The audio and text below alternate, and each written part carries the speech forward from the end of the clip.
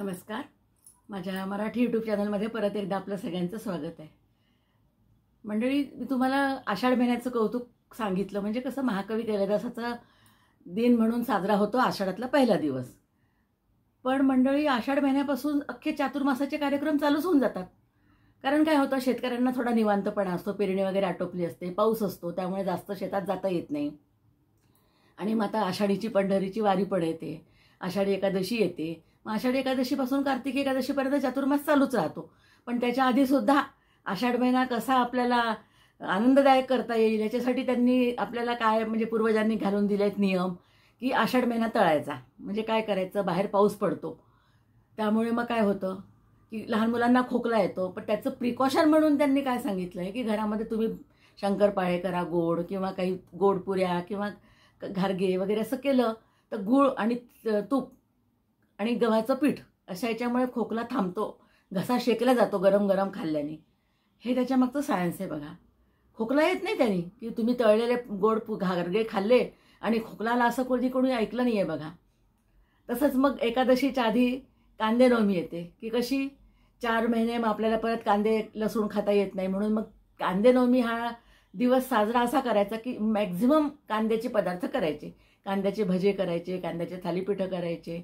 अजून तुम्हाला काय येत असेल कांद्याचं ते तुम्ही करू शकता. आणि मग त्या दिवशी पोटभर दिवसभर कांदा खाऊन घ्यायचा, की मला उद्यापासून परत आता 4 महिने मला कांदा नाही खायचा असं म्हणतात. असं छोटे छोटे प्रसंग घेऊन आपले जुने पूर्वज आनंद साजरा करायचे.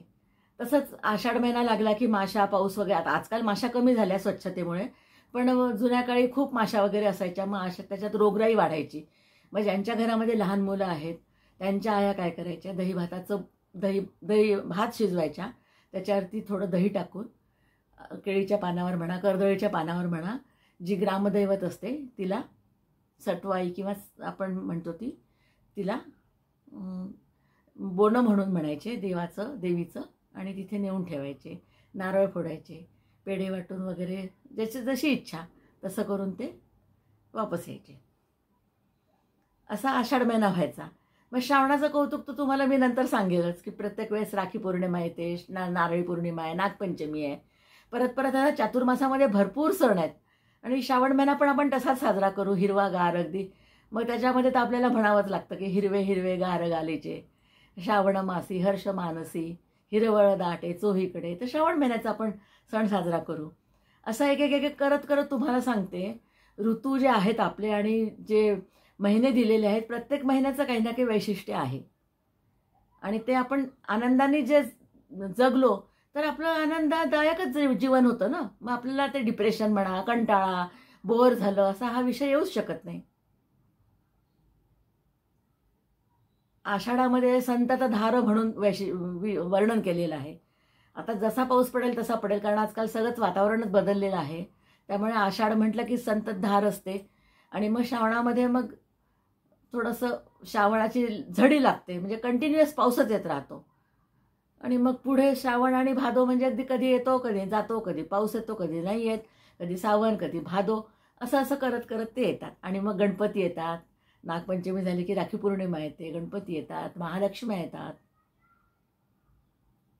आणि मग हे सगळं झालं की आपण आपल्या पितरांना पण विसरू शकत नाही. म्हणून तो 15 दिवसाचा एक पितृपक्ष पण टाकला आपल्या पूर्वजांनी, की आपल्या घरातली जी पूर्वज गेलेले आहेत त्यांची आठवण म्हणून तुम्ही त्यांना जेवू घाला.